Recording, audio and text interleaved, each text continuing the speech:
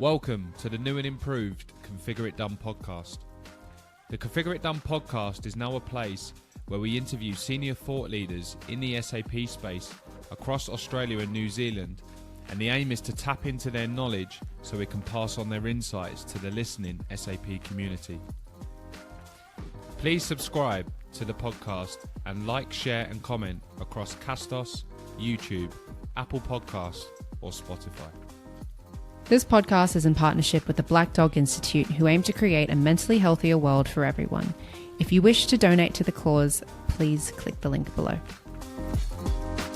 So we've got a fantastic guest today, and I know we're going to be talking a lot on selective data transformation as part of the S4 Do's and Don'ts series that we're doing. But Justin, thanks for coming on. Yeah, good. Thank you very much for having me. I'm really excited about today, and I recognize obviously Bruce's name from a long history in the SAP world. So thank you for the opportunity.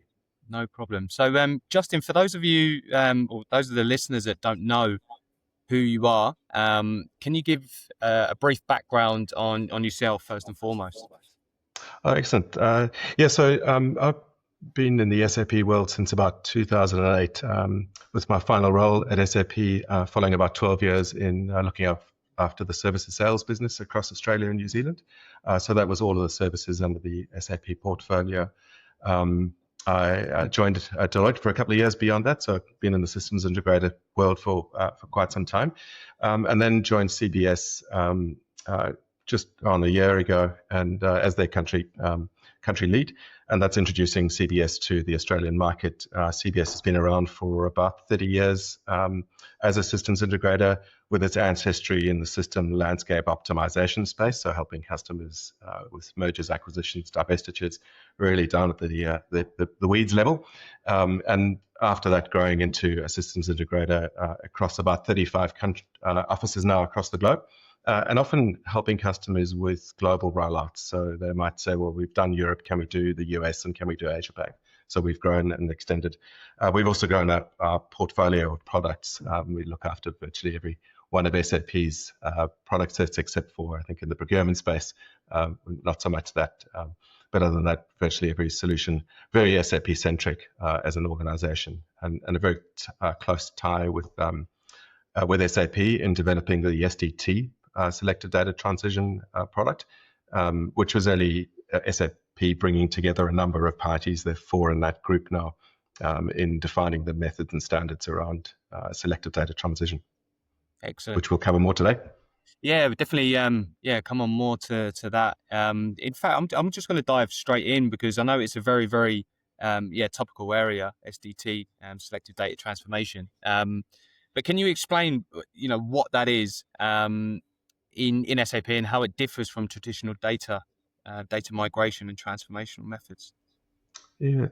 So at a high level, selective data transition is a flexible and business-aligned alternative to both what people know quite commonly as Greenfield and Brownfield approaches. Practically, it's really should have been named selective process and data transition, and often gets confused in just being data, but it is around process as well. So it allows companies to migrate both configuration and data selectively. Effectively, what that means is that you bring over only what matters and ultimately create faster value with minimal disruption. I mean, if I may, I go into a little bit more detail on that. And as companies strive to future-proof their IT landscapes and migrating from SAP ECC to S4HANA, it's become a critical milestone, and choosing the right approach is absolutely essential. I mean, alongside those traditional approaches of Greenfield, which are typically starting from scratch and are heavy-weighted programs with significant amount of change. And on the other extreme, Brownfield, which is about converting everything as is to achieve technical compliance. Selective data is a spectrum in between, offering a smarter alternative by combining the flexibility in Greenfield and also the speed with Brownfield, and more importantly, business alignment. So we focus on migrating only the relevant data, the active processes, the critical business structures, and leaving behind the outdated systems, the unused data, and the legacy complexity. Ultimately, this is a lean, future-ready S4 tailored system tailored to company goals. And as we see it, there are 5 key areas of benefit. What it gives is faster value. So it strikes the balance between the effort and business value. The scope is based on a specific starting point, the customer goals, enabling a faster ROI and ultimately quicker adoption of the innovation that newer technology brings, and shorter timelines. And secondly, we focus on being minimally invasive and maximally effective. It's a bit of a mouthful, but what that means is the transformation is designed to minimize the impact of day-to-day operations, and business teams are involved where they need to be, and the consultants manage the rest, and ultimately protecting the client resources.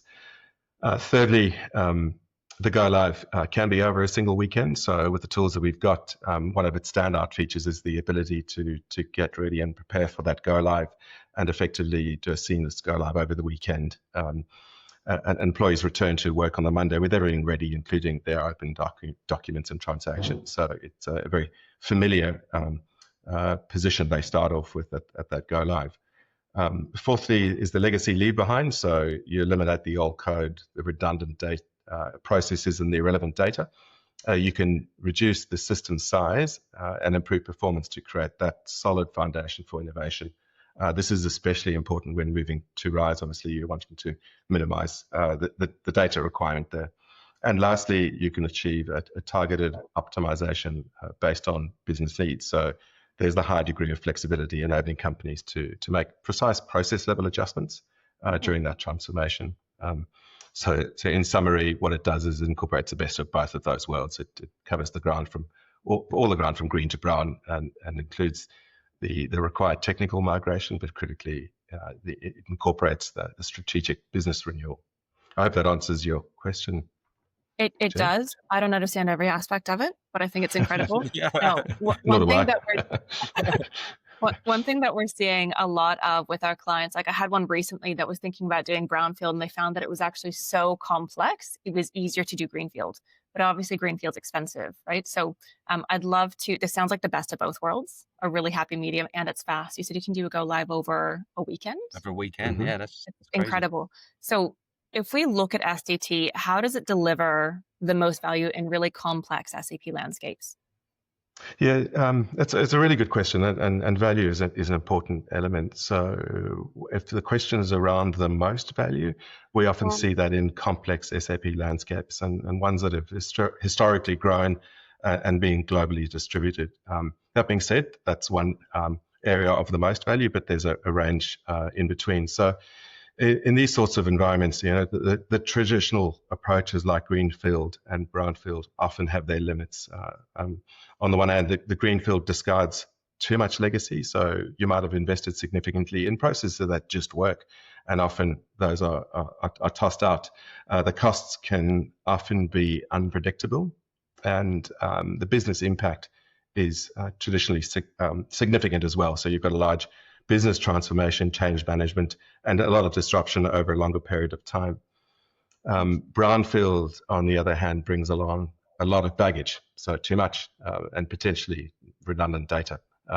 So it also doesn't address any of the changes to the business, such as a new company code structure, or other changes you want to make in your processes, or introduce newer parts of the S4 solution. So ultimately, that means you go live with what you had before, and then slowly start to introduce the capability in the S4 solution in the next wave of the project. And often that delays the introduction of the innovation.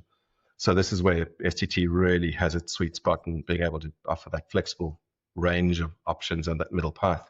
So it's especially beneficial when companies aim to combine that with some sort of transformation.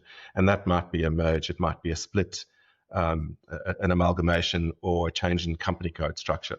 So what that enables us to do is to introduce all of that change at the same time and accelerate the innovation without carrying that outdated complexity. So we really focus on what matters to gain that clean, future-ready digital core at we believe lower risk, and reducing that technical debt. The approach that we've got at CBS is we support our clients from where to go. So we have a holistic transformation approach from early program assessment and planning all the way through to execution. And with that deep solution and process knowledge, we combine that with our technical experts and the solution and software that we bring. And the result we see for clients is ultimately a faster ROI compared to a Greenfield and a Brownfield approach.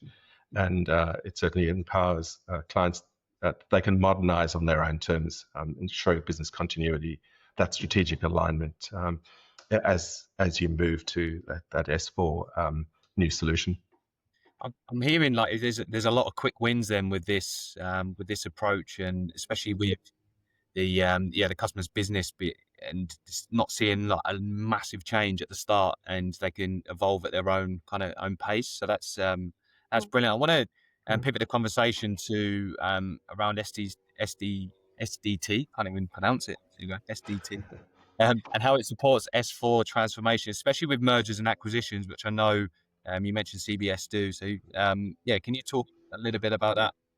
Yeah, so that sort of brings in, and it's a really good question, because it brings in the system landscape optimization, which is a fairly common term, but that specifically relates to the transformations like merger acquisition, the change of year end, introduction of different organizational constructs. So selective data transition is especially effective in supporting those transformations where you see that major organizational change, such as mergers, acquisitions, divestitures, and system harmonizations.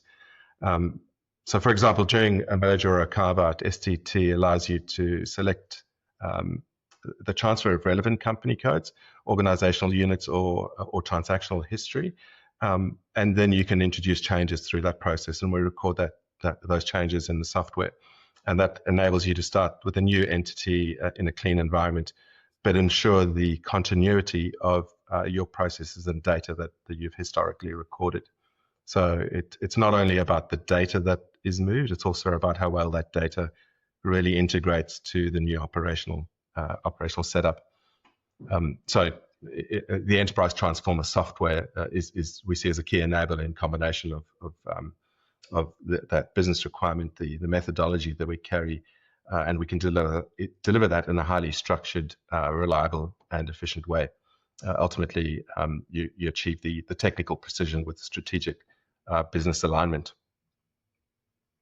That sounds amazing. You know, one of the biggest issues that I've seen with the SAP customers that we work with is they feel like they're doing upgrades to S4, they're looking at RISE, but they're not seeing any actual ROI. There's no real business benefit. They're just trying to get it over and done with. And so everything that you're talking about, whether it's mergers and acquisitions or more complex landscapes, it sounds like not only is it faster, I say that lightly, but faster, and really efficient, but you actually get ROI quite quickly. I love that. Yeah, I mean, just probably a point of clarification on that. I mean, when you start to introduce significant organizational change like a merger or an acquisition, the timeline might not necessarily be shorter than what you would do in a brownfield or greenfield, because as you add that bit of complexity, there's a bit more to it, but you achieve a much richer outcome. And I think you see the business benefit sooner than you would in either one of those other approaches. Absolutely, which is the whole point. I think we lose sight of that a lot in IT altogether. Is the whole point of doing this is so that the business sees benefits. It's not an IT upgrade for the sake of an IT upgrade. So I've heard some misconceptions out there when it comes to SDT. So I'd love to hear, what are the biggest misconceptions that you see, and how can organizations overcome them, if you have any examples? Yeah, that's a good one as well. So probably one of the primary misconceptions is that it's simply a tool and you can acquire the tool and do the selective migration. It's much more than that. So it's much more than just moving data. It needs to be seen as a strategic transformation set of capability. So what SDT really means is continuous business evolution strategy. It delivers transformation with that stability that's required by business. You maintain that strategic focus on what's important to you and get yourself ready for that digital future. With advanced software like CBS's Enterprise Transformer, and as I said, there are 4 players in the market that offer a tool. It is a powerful enabler, and its success really depends on entirely on the expertise that's brought behind it. So without that set of experienced consultants who understand the technical background and the business context and the software. It's sometimes a challenge. So organizations often underestimate that level of complexity, especially in areas like data selection or migration, the process harmonization, or that organizational redesign. So if you see it just as a tool, they often leave that behind. And while it might be a shortcut, could be seen as a shortcut, it really needs to be seen as a tailored approach that really focuses on the precise planning, the cross-functional collaboration, as well as strategic alignment. Probably one other thing is the key challenge in failing to recognize that data migration without process transformation actually really limits that long-term benefit. So the true success in SDT comes in that strong collaboration between the data migration specialists, the functional experts, and the business stakeholders, ensuring that transformation fits seamlessly into the new operational model. To overcome those sorts of challenges, companies should really see SDT as an integrated business and IT transformation. It's not just merely a solution or a task to buy. I hope that answers your question. It does. And I've heard the same misconception is that SDT is some kind of a tool. So it's not a tool. It's what we call a transformation methodology. Yeah, that's very accurate. Brilliant. And for the listeners that are listening, if you wanted to reach out to Justin to find out a bit more about SDT, feel free to reach out to him. But Justin, before I bring the podcast to a close, we know, like, talking about SAP, the technology is evolving, and looking at the future, where do you see SDT in the future, and say like 3 to 5 years? It's interesting. I think the next 3 to 5 years is probably its sweet spot, because we see selective data transition set to become the cornerstone of enterprise transformations over the next 3 to 5 years, especially as organizations race to modernize their ECC environment or address the end of support deadline. And that deadline really depends, of course, on your release version and agreed next steps with SAP. We've seen SDT over the last number of years in the pre-S4HANA era come to its own. We've been supporting complex transformations and activities around landscape optimization for the 30 years that we've been in business. So the tool has evolved already, and prior to the S4 modernization wave. In the next 3 to 5 years, we see that SDT will not only drive those transitions, but also support post-go live optimization. So things like M&A consolidations, the restructuring, and ultimately the next generation of whatever SAP introduces. So with the close alignment that we have with SAP and as a co-innovator in that selective data engagement transition group, CBS has broad years of experience to SDT and will continue to evolve the tools and methods as we align with SAP's future roadmap. Excellent. Justin, thank you. Thank you very much for that. Bethany, thanks for inviting Justin on. And like I said, for those listeners who reach out to Justin to find out a bit more about SDT, please do reach out to him. But Justin, thank you very much for sharing that. And that's definitely going to feature on our S4 do's and don'ts page that we've created. There's definitely nuggets of gold that customers can learn from. So thank you very much. Absolutely. Yeah, thank you. And thanks for the opportunity. I hope that provides you and listeners a little more clarity on selective, and I'll add process transition. If you've got any further questions, we'd be happy to open a discussion. And there's several approaches to help you assess and define your roadmap. Probably one final point I'll add is many clients have existing relationships with many other service providers. And while we may have end-to-end capability, we're more than happy to work alongside other service providers, which we do every day around the globe. So our methods around SDT has that built into it, so the engagement models can be flexible to facilitate that. So do reach out, and we'd be happy to work with you and your selected SI on an effective model that works for you. Well, this is brilliant. There are so many programs right now that are stuck, and conversations like this, Justin, really are nuggets of gold. I'd love to see more companies moving forward with transformation through methodologies like SDT. So thank you so much. It's a pleasure, and thank you both, Jay and Bethany, and your continued support of CBS in the market. So much appreciated.